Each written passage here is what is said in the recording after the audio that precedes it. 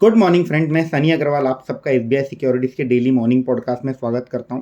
आज अब हमारे पॉडकास्ट में कवर करेंगे कि ग्लोबल मार्केट अपडेट, कल मार्केट्स में क्या हुआ, ऐसी कौन सी न्यूज़ है जिस पे हमारा फोकस होना चाहिए। रिजल्ट सीजन स्टार्ट हो चुका है, छोटी छोटी कंपनियों के नंबर आने लगे हैं, वो मैं आपके सामने रखूंगा। ऐसी कौन सी फंड फ्लो एक्टिविटी है जहाँ बड़े इंस्टीट्यूशंस या बड़े प्लेयर की ट्रेडिंग देखने मिल रही है, और हमारी क्या रणनीति होनी चाहिए अगले कुछ दिनों के लिहाज से।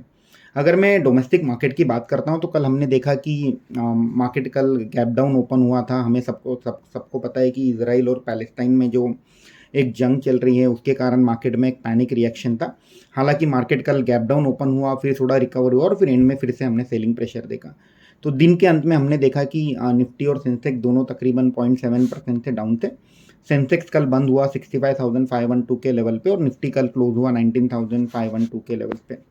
अगर हम निफ्टी की बात करते हैं तो उसमें मेजॉरिटी जो लूजर्स थे, जो रेड में बंद हुए, वो थे Adani Port, Hero Moto, HDFC Life and Mahindra. Adani Port का हमें सबको पता है कि उनका एक पोर्ट है इसराइल में, हाइफा पोर्ट, और उसी के चलते उसमें एक नेगेटिव रिएक्शन देखने मिली। हालांकि कंपनी ने बाद में क्लैरिफिकेशन भी दिया कि जो इसराइल का जो बिज़नेस है ओवरऑल कंपनी के बिज़नेस में उसका कंट्रीब्यूशन बहुत छोटा है और इसका कोई ज़्यादा इम्पैक्ट देखने नहीं मिलेगा कंपनी के फाइनेंशियल्स पे। हीरो मोटोकॉर्प में भी एक न्यूज़ थी कि एक एफआईआर फाइल हुआ है प्रमोटर के अगेंस्ट। हालांकि कंपनी ने बाद में क्लैरिफिकेशन दी कि इसमें कोई कंपनी प्रमोटर के अगेंस्ट एफआईआर नहीं है, कोई पुराना मैटर है और इसमें कोई प्रमोटर का इन्वॉल्वमेंट नहीं है। अगर हम गेनर्स की बात करते हैं तो कल जो पूरा डिफेंसिव पैक था उसमें हमने कल एक पॉजिटिव क्लोजिंग देखी। स्टॉक्स लाइक फार्मा से डॉक्टर रेड्डी, आईटी सेक्टर से एचसीएल टेक ऊपर था, कंज्यूमर से टाटा कंज्यूमर, एचयूएल और टीसीएस। तो बेसिकली जो डिफेंसिव सेक्टर थे उसमें कहीं ना कहीं एक पॉजिटिव क्लोजिंग हमने कल देखी। अगर मैं सेक्टर की बात करता हूँ तो कल पीएसयू बैंक सेक्टर सबसे ज़्यादा डाउन थे, 3% डाउन था। मीडिया सेक्टर 2%, कंज्यूमर ड्यूरेबल 1.5% और मेटल सेक्टर तकरीबन 1.4%। अगर हम ब्रॉडर इंडाइसेस की बात करते हैं तो निफ्टी मिड कैप भी डाउन था 1.2% से और स्मॉल कैप तकरीबन 1.8% से डाउन था। और अगर मैं ब्रॉडर इंडाइसेस की बात करता हूँ तो ओवरऑल अगर मैं मार्केट की बात करता हूँ तो कल जो स्टॉक निगेटिव में क्लोज हुए उनकी संख्या ज़्यादा थी, तकरीबन 2830 स्टॉक ने कल निगेटिव क्लोजिंग दी। और उसके सामने जो स्टॉक ग्रीन में क्लोज हुए, पॉजिटिव में क्लोज हुए, उनकी संख्या सिर्फ 977 स्टॉक थी। तो कहीं ना कहीं मार्केट में कल एक निगेटिविटी दिख के आ रही थी ओवरऑल मार्केट में। और डिस्पाइट ऑफ इतनी निगेटिविटी है मार्केट में, उसके बावजूद भी हमने देखा कि स्टॉक स्पेसिफिक एक्शन मार्केट में चल रहा है और 240 स्टॉक्स ने एक अपना 52 वीक का एक नया स्तर, नया लेवल दर्ज किया है। उनमें से मैं कुछ नाम आपके सामने रखना चाहूँगा, ये हमारे सबके रडार पे होना चाहिए सब कंपनी। एंजल ब्रोकिंग, हमें सबको पता है कि इनके जो सितंबर मंथ के जो अपडेट आए थे काफ़ी स्ट्रॉन्ग अपडेट आए थे। सभी ब्रोकिंग कंपनीज के जो अपडेट है काफ़ी स्ट्रॉन्ग आ रहे हैं। तो ये स्टॉक ने कल 52 वीक का एक हाई दर्ज किया है। Coromandel international, Catholic Syrian bank, food सैनिन, Gensol, GM breweries, Godrej industries, Garware hitech films, MapmyIndia, MCA, Mahindra holidays, NAM India, PCBL, Prestige, ये सब एक क्वालिटी नेम्स है और इन्होंने कल एक अपना नया 52 वीक हाई दर्ज किया। जो स्टॉक मार्केट में निगेटिविटी होने के बावजूद भी एक नया स्तर दर्ज कर रहे हैं, डेफिनेटली ये हमारे रडार पे होना चाहिए। अगर अब हम देख लेते हैं कि कल ग्लोबल मार्केट्स में क्या हुआ। कल हमने एक पॉजिटिव सरप्राइज देखा कि मार्केट में इतनी निगेटिविटी होने के बावजूद मार्केट ने सब निगेटिविटी एब्जॉर्ब कर ली और कल जो यूएस के मार्केट थे तकरीबन 0.5% ऊपर बंद हुए। उनमें से जो की गेनर्स थे वहाँ ऑयल एंड गैस कंपनीज थी, जैसे एक्सॉन मोबाइल, शेवरॉन, अब 2 से 3% ऊपर थे। वहाँ की डिफेंस कंपनीज में कल अच्छा उछाल देखने मिला हमें। वहाँ की डिफेंस कंपनी तकरीबन 9 से 10% ऊपर थी और वहाँ की जो एयरलाइंस कंपनी थी उनमें कल हमने बिकवाली देखी, तकरीबन 4% डाउन थी वहाँ की कंपनी, जैसे अमेरिकन एयरलाइन और डेल्टा एयरलाइन की बात करता हूँ तो मैं। इसका एक मुख्य कारण ये है कि कहीं ना कहीं स्ट्रीट को ये लग रहा है कि अगर ये वॉर की सिचुएशन थोड़ी सी बढ़ जाएगी तो इंटरनेशनल ट्रैवल कहीं ना कहीं हिट हो सकता है, टूरिज्म हिट हो सकता है। और उसी के चलते हमने कल यूएस मार्केट में एयरलाइंस कंपनी में बिकवाली देखी। एक पॉजिटिव कमेंट्री कल आई यूएस के जो एक फेड मेंबर है उनके उनसे उन्होंने कहा कि जिस तरह से यूएस का 10 ईयर बॉन्ड यील्ड ऊपर चल रहा है, यूएस फेड को जो है शायद अब आगे जा करके इंटरेस्ट रेट बढ़ाने की ज़रूरत ना पड़े। और ये कहीं ना कहीं एक sentimentally positive statement US Fed के लिहाज से देखा जाएगा।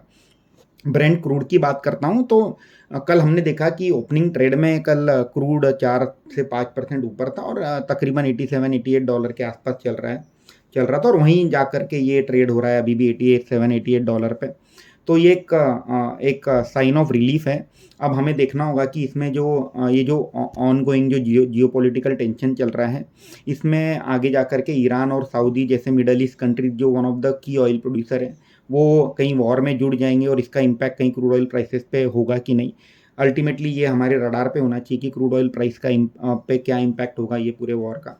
अभी तो फिलहाल सिनारियो संभलता हुआ दिख रहा है, $88 पर बैरल के आसपास ट्रेड कर रहा है क्रूड ऑयल। यूरोपियन मार्केट भी कल यूएस मार्केट की तरह आधा % ऊपर ही क्लोज हुए। और अगर आज मैं मॉर्निंग में एशियन मार्केट देखता हूँ तो सभी मार्केट आज ग्रीन में ट्रेड कर रहे हैं, पॉजिटिव में ट्रेड कर रहे हैं।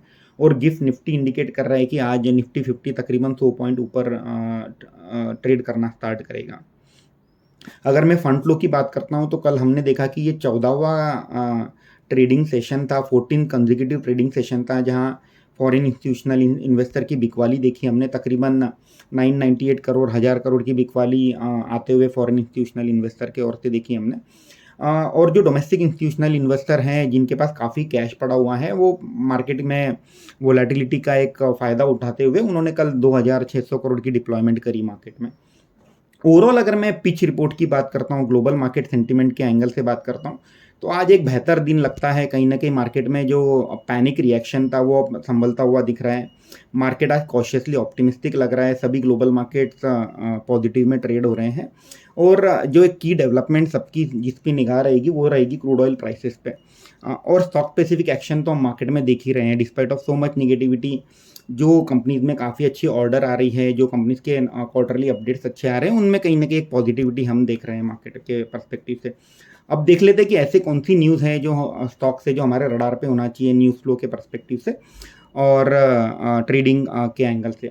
तो सबसे पहले एक कंपनी है कीस्टोन रियल्टर, जो कि रुस्तम जी के ब्रांड के नाम से काफ़ी फेमस है। Real estate, Mumbai based real estate player है। उन्होंने कहा कि उनकी जो प्री सेल्स की जो कलेक्शन है वो तकरीबन 50% से बढ़ कर के 455 करोड़ हो गई है। तो एक काफ़ी स्ट्रॉन्ग अपडेट आया है रुस्तम जी की ओर से। ये स्टॉक आज ट्रेड में शायद पॉजिटिवली रिएक्ट करेगा। फिनिक्स मिल, हमें सबको पता है कि इंडिया की लार्जेस्ट मॉल ऑपरेटर है। उनका जो रिटेल कंजम्पशन है वो तकरीबन 20% से बढ़ा है Q2 में। और उन्होंने कहा है कि उनका जो लीजिंग बिजनेस है और ट्रेडिंग जो सभी मेजर मॉल्स में है उसमें कहीं ना कहीं एक पॉजिटिव ट्रैक्शन देखने मिला है। तो फिनिक्स मिल भी एक थोड़ा पॉजिटिव रिएक्ट कर सकता है आज ट्रेड में। कल दो छोटी कंपनियों ने अपने नतीजे डिक्लेयर किए, एवेंटेल और केपीआई ग्रीन। दोनों ने काफ़ी बेहतरीन नंबर डिक्लेयर किए। एवेंटेल का रेवेन्यू तकरीबन 50% से बढ़ा है, 54 करोड़ के पे दर्ज हुआ है। और उनका जो प्रॉफिट है तकरीबन 1.5 गुना होकर के 16 करोड़ का नंबर दर्ज किया है। एवेंटेल एक छोटी डिफेंस की कंपनी है, सैटेलाइट कम्युनिकेशन के इक्विपमेंट प्रोवाइड करती है। एक पॉजिटिव रिएक्शन हम एवेंटेल में आज देख सकते हैं। केपीआई ग्रीन एक सोलर एनर्जी में एक one of the fast emerging company है, छोटी कंपनी है। उन्होंने कहा है कि अपना जो रेवेन्यू है, उनका जो रेवेन्यू है तकरीबन 34% से बढ़ करके 215 करोड़ आया है Q2 में, सितंबर क्वार्टर में। और इनका जो प्रॉफिट है तकरीबन 64% से बढ़ करके 35 करोड़ रुपए आए हैं। तो काफ़ी strong set of number report किए हैं केपीआई ग्रीन ने। हमें ये कंपनी अच्छी लगती है। हालांकि एक चीज़ नोट करना होगा कि एवेंटल और KPI green small cap companies हैं, तो अपना जो पोर्टफोलियो एलोकेशन है उसे ढंग से करना। पोर्टफोलियो में जो स्मॉल कैप कंपनी है उसका ओवरऑल जो एलोकेशन है 2% से ज़्यादा नहीं होना चाहिए। तो ये इस चीज़ का हमें ध्यान रखना होगा। कल LIC लाइफ इंश्योरेंस कंपनीज के जो मंथली सेल्स प्रीमियम कलेक्शन है उनका अपडेट आया, तो उसमें ये पाया गया कि इंडस्ट्री का जो प्रीमियम कलेक्शन है ओवरऑल 16% से डाउन रहा है सितंबर मंथ में। और इसका मुख्य कारण रहा है LIC का जो प्रीमियम कलेक्शन है वो सितंबर महीने में 27% से डाउन था। हालांकि जो प्राइवेट कंपनीज हैं उनका सबका मिल करके प्रीमियम कलेक्शन 11% ऊपर था। उसमें अगर मैं कंपनी स्पेसिफिक बात करता हूं तो HDFC लाइफ और एक्साइड जिनका मर्जर हुआ है रिसेंटली, उनका प्रीमियम कलेक्शन अब था तकरीबन 11%। मैक्स लाइफ का प्रीमियम कलेक्शन काफ़ी रोबस्ट रहा, सितंबर मंथ में ऊपर था 27%। तो ये स्टॉक आज ट्रेड पॉजिटिव कहीं रिएक्शन देगा। और अगर मैं ICICI प्रू की बात करता हूँ तो उसमें कहीं ना कहीं हमने एक negativity flattish kind of premium collection देखा है। तो इसमें एक न्यूट्रल टू निगेटिव रिएक्शन हम ICICI प्रू लाइफ में देख सकते हैं। अब बाकी कोई न्यूज़ पे फोकस करते हैं। मज़गाओ डॉक ने कल एक लेटर ऑफ इंटेंट साइन किया है यूरोप बेस्ड क्लाइंट के साथ, जिसमें वो 10 शिपिंग वेसल सप्लाई करेंगे।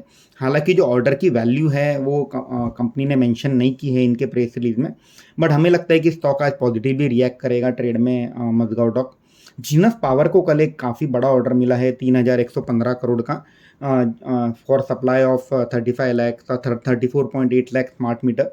और ये ऑर्डर के चलते हुए इनकी जो ऑर्डर बुक है अब काफ़ी रोबस्ट हो गई है 14,000 करोड़ के आसपास। तो मुझे लगता है कि जीनस पावर भी आज ट्रेड में पॉजिटिवली रिएक्ट करेगा। हमने देखा कि रेडियो कंपनीज के जो ऐड के जो बेस रेट हैं वो गवर्नमेंट ने 43% से बढ़ा दिए हैं।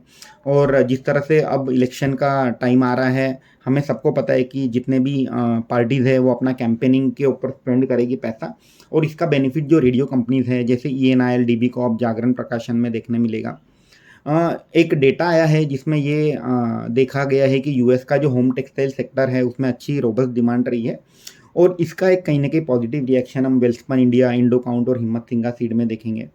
अगर मैं कमोडिटी प्राइस की बात करता हूँ तो सोडा ऐश के जो दाम है तकरीबन 22% ईयर ऑन ईयर बढ़े हैं सितंबर मंथ में, और इसका एक पॉजिटिव रिएक्शन हम GSCL के स्टॉक में देखेंगे।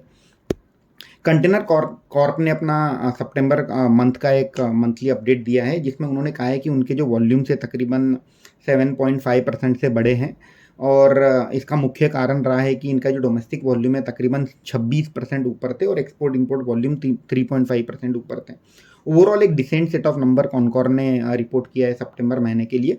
और एट द सेम टाइम अगर मैं अप्रैल टू सितंबर का पूरा 6 महीने का पीरियड लेता हूँ तो उसमें इनके जो वॉल्यूम से तकरीबन 7.8% से बढ़े हैं। तो एक decent set of number Concor के ओर से आते हुए GR इंफ्रा और पटेल इंजीनियरिंग का एक 50-50 JV है, और इन्हें एक 3,600 करोड़ का एक ऑर्डर मिला है NHPC से। तो एक पॉजिटिव रिएक्शन हम NHPC, GR इंफ्रा और पटेल इंजीनियरिंग में आज देखने मिलेगा। कल से रिजल्ट सीजन किक स्टार्ट होगा। एक्चुअली TCS एक बड़ी कंपनी है जिसका रिजल्ट कल 11 तारीख को हम देखेंगे, 11 अक्टूबर को, और इसका एक पूरा इम्पैक्ट कहीं ना कहीं पूरे IT सेक्टर पे और एक मार्केट पे रहेगा। हमें सबको पता है कि TCS एक बायबैक भी अनाउंस करने वाली है। हिस्टोरिकली हमने देखा है कि जब भी TCS ने बायबैक अनाउंस किया है वो 20 से 25% प्रीमियम पे किया है करंट मार्केट प्राइस पे। तो मुझे लगता है कि इस बार का बायबैक भी तकरीबन 4200 रुपीज़ के आसपास या उसके ऊपर के लेवल पे आना चाहिए। अब देख लेते कि ऐसे कौन सी कंपनीज हैं जहाँ बड़ी इंस्टीट्यूशनल एक्टिविटी देखी गई। तो हमने देखा कि एक साक्षी मेडटेक एंड पैनल करके कंपनी है, SME कंपनी है, मेन बोर्ड पे नहीं है। इसमें आशीष कचुलिया जो एक भारतीय इन्वेस्टर माने जाते हैं मिड कैप स्मॉल कैप में इन्वेस्ट करने के लिए, उन्होंने तकरीबन 3.5% स्टेक लिया है। ये एक स्टॉक है SME साइड से जो हम अपने रडार पे रख सकते हैं। अगर मैं ओवरऑल आज का डिस्कशन समअप करूं तो ग्लोबल सिग्नल्स आज रिलेटिवली बेटर लग रहे हैं। मार्केट में कल जिस तरह से पैनिक था वो कहीं ना कहीं मार्केट में वो पैनिक सिचुएशन अब नहीं है, स्टेबिलिटी आई है। ओवरऑल ग्लोबल मार्केट का मूड कॉशियसली ऑप्टिमिस्टिक है। हालांकि सबकी नज़र रहेगी किस तरह से ये वॉर पैन आउट हो रहा है और उसका इम्पैक्ट क्रूड ऑयल प्राइसेस पे क्या रहेगा, और हमें सबको ये इवेंट ट्रैक करना चाहिए। काफ़ी सारा न्यूज़ फ्लो हम मार्केट से ले सकते हैं। एट द सेम टाइम हमने देखा है कि जब जब ये वॉर रिलेटेड मार्केट में करेक्शन होता है ये एक अच्छी अपॉर्चुनिटी होती है अच्छे क्वालिटी बिजनेसेस को पोर्टफोलियो में ऐड करने के लिए एट अ रीजनेबल रेट।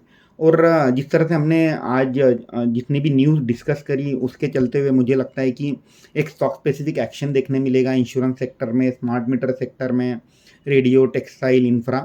तो स्टॉक स्पेसिफिक एक्शन मार्केट में चलता रहेगा।